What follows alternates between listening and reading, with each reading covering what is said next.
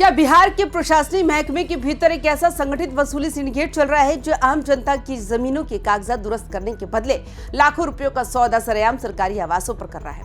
क्या सुशासन का दम भरने वाले तंत्र के रक्षक ही अब बख्शक बन चुके हैं, जो अपने ही नीचे काम करने वाले कर्मचारियों को करोड़ों की उगाही करने के लिए मजबूर कर रहे हैं? और सबसे बड़ा सस्पेंस, आखिर सासाराम के शिवसागर क्षेत्र के मोरसराय में स्थित अंचल अधिकारी यानी सीओ के सरकारी आवास पर ऐसा क्या हुआ जिसने पूरे बिहार के राजस्व विभाग में एक तगड़ा हड़कंप मचा दिया?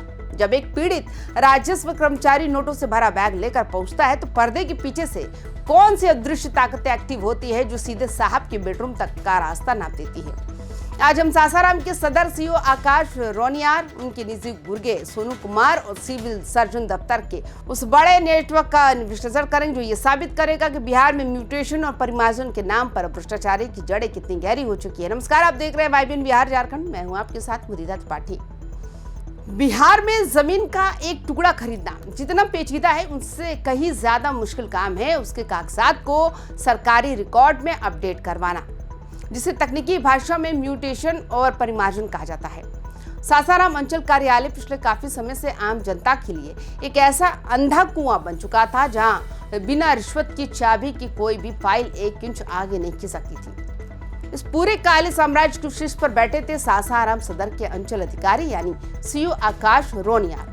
इस अंचल कार्यालय के भीतर का जो सबसे खौफनाक प्रशासनिक विश्लेषण सामने आया है वो ये है कि यहाँ केवल आम जनता का ही शोषण नहीं हो रहा था, बल्कि सीओ साहब ने अपने ही अधीन काम करने वाले राजस्व कर्मचारियों पर एक तरफा दबाव बना रखा था।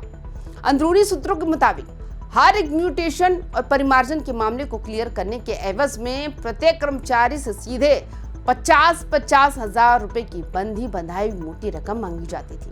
जो कर्मचारी इस अवैध वसूली के सिंडिकेट में साहब का साथ देने से इनकार करता था उसे नौकरी पर कार्रवाई करने, सस्पेंड करने और करियर बर्बाद करने की सीधी धमकियां दी जाती।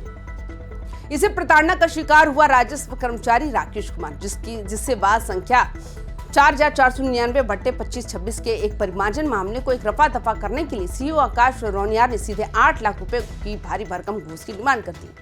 लंबी मान मनोबल और बातचीत के बाद ये डील आखिरकार 6 लाख रुपए पर तय हुई, जिसकी पहली किस्त के रूप में 3 लाख रुपए दिए जाने थे। जब पानी सिर से ऊपर चला गया तो पीड़ित राजस्व कर्मचारी राकेश कुमार ने इस भ्रष्टाचार के खिलाफ खड़े होने का एक बहुत बड़ा और साहसिक फैसला लिया। उसने 11 मई 2026 को पटना स्थित निगरानी अन्वेषण ब्यूरो के दफ्तर में जाकर सीओ आकाश रोनियार के खिलाफ एक लिखित शिकायत दर्ज करा दी। निगरानी विभाग ने इस मामले की संवेदनशीलता को देखते हुए तुरंत एक बेहद गोपनीय कोर टीम का गठन किया, जिसने सासाराम पहुंचकर गुप्त तरीके से इस पूरे आरोप का भौतिक सत्यापन किया। निगरानी विभाग के अधिकारियों ने आधुनिक गैजेट्स और वॉइस रिकॉर्ड के जरिए सीओ और पीड़ित कर्मचारी के बीच हो रही पैसों की डीलिंग और बातचीत के पुख्ता और डिजिटल साक्ष्य जुटाए।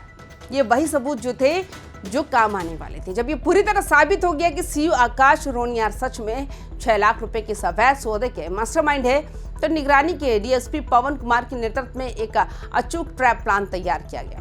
इस योजना के तहत केमिकल लगे हुए 3 लाख रुपए के विशेष नोट राकेश कुमार को सौंपे गए और उन्हें तयशुदा प्लान के मुताबिक सीओ के मोरसराय स्थित निजी आवास पर पहुंचने का आदेश दिया गया।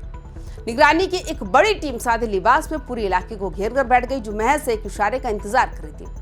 जैसे ही राजस्व कर्मचारी राकेश कुमार पैसे लेकर शिवसागर थाना क्षेत्र के मोरसराय में स्थित सीओ आवास पर पहुंचे, वैसे ही भ्रष्टाचार की इनसाइड स्क्रिप्ट का वो हिस्सा सामने आ गया जो अक्सर बड़े बड़े रसूखदार अधिकारी अपनाते हैं। सीओ आकाश रोनियार खुद सीधे अपने हाथों से पैसे छूने का जोखिम नहीं लेना चाहते थे। उन्होंने इस काम के लिए अपने एक बेहद वफादार और निजी कर्मी सोनू कुमार को आगे कर दिया, जो साहब के आवास पर ही रहकर म्यूटेशन और राजस्व के सारे अवैध सौदे संभालता था।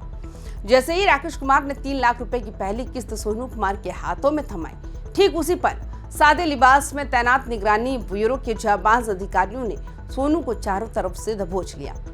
जब सोनू के हाथ पानी में धुलवाए गए तो केमिकल के कारण उसके हाथ पूरी तरह गुलाबी हो गए, जो इस बात का वैज्ञानिक प्रमाण था कि उसने रिश्वत के नोटों को छुआ है। इस रंगे हाथों हुई बरामदगी के तुरंत बाद निगरानी की टीम सीओ के कमरे में दाखिल हुई और सासाराम सदर के सीओ आकाश रोनियार को सीधे उनके सरकारी आवास से ही गिरफ्तार कर लिया गया। ये गिरफ्तारी इतनी अचानक और बिजली की रफ्तार से हुई कि सीईओ साहब को संभलने या अपने रसूख का इस्तेमाल करने का एक पल का मौका तक नहीं मिला। सासाराम में निगरानी विभाग की मुस्तैदी का सिलसिला सिर्फ अंचल कार्यालय पर ही नहीं रुका। जब एक तरफ सीईओ आवास पर छापेमारी चल रही थी, ठीक उसी समय निगरानी की एक दूसरी समानांतर टीम ने सासाराम के सिविल सर्जन कार्यालय पर भी एक बहुत बड़ा धावा बोल दिया। ये कार्रवाई स्वास्थ्य विभाग के भीतर चल रहे उस ट्रांसफर पोस्टिंग सिंडिकेट को उजागर करती है, जो स्वास्थ्य कर्मियों की मजबूरी का फायदा उठाकर उनकी जेबें ढीली कर रहा था। निगरानी की दूसरी टीम ने सिविल सर्जन कार्यालय के एक लिपिक यानी क्लर्क सतीश कुमार को पूरे 20,000 रुपए की घूस लेते हुए रंगे हाथों गिरफ्तार किया। इस मामले के प्रशासनिक बैकग्राउंड को देखें तो पता चलता है कि संझौली पीएचसी में कार्यरत एक महिला अकाउंटेंट सुनीता कुमारी से उसके मनचाहे पदस्थापन और मनपसंद जगह पर ड्यूटी लगाने के नाम पर इस क्लर्क द्वारा लगातार रिश्वत की मांग की जा रही थी। महिला कर्मचारी की शिकायत पर कार्रवाई करते हुए निगरानी विभाग ने इस क्लर्क को भी सलाखों के पीछे पहुंचा दिया। एक ही दिन में एक प्रशासनिक अधिकारी और एक स्वास्थ्य विभाग के क्लर्क की इस दोहरी गिरफ्तारी ने सासाराम के पूरे सरकारी अमले में एक ऐसा डर पैदा कर दिया कि कई भ्रष्ट अधिकारी अपने अपने दफ्तरों से गायब नजर आने लगे। इस पूरी खोजी पड़ताल और निगरानी ब्यूरो के इस दोहरे बड़े प्रहार से एक बहुत बड़ा और गंभीर सवाल ये खड़ा होता है, आखिर बिहार के अंचल कार्यालयों में इन निजी कर्मियों यानी प्राइवेट दलालों का इतना बड़ा दखल कैसे हो जाता है। सरकारी फाइलों का निपटारा साहिबन अपने दफ्तरों के बजाय अपने निजी आवासों पर इन प्राइवेट गुर्गों के जरिए क्यों करवाते हैं। सासाराम के इस हाई प्रोफाइल मामले ने ये साफ कर दिया कि म्यूटेशन और परिमार्जन जैसे बुनियादी जन सुविधाएं अब पूरी तरह से उगाही के व्यापार में तब्दील हो चुकी है। हालांकि निगरानी की इस बड़ी कार्रवाई से जनता को थोड़ी राहत जरूर मिली है, लेकिन जब तक इस भ्रष्टाचार के फॉरवर्ड और बैकवर्ड लिंक्स की गहराई से जांच नहीं होगी और उन राजनीतिक या प्रशासनिक आकाओं को बेनकाब नहीं किया जाएगा जो इन अधिकारियों को ऐसी खुली छूट देते हैं, तब तक बिहार की ये व्यवस्था पूरी तरह साफ सुथरी नहीं हो सकती।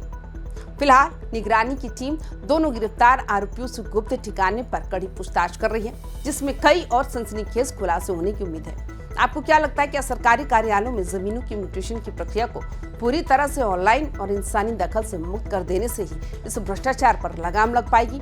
अपनी राय हमें नीचे कमेंट बॉक्स में जरूर साझा करें। बिहार की हर एक इनसाइड स्टोरी तमाम विश्लेषण के लिए हमारे चैनल को सब्सक्राइब करना ना भूलें और इस वीडियो को लाइक शेयर करना ना भूलें। मिलते हैं अगले वीडियो में एक और गहरी और विस्तृत पड़ताल के साथ। तब तक के लिए रखिए अपना ख्याल। नमस्कार।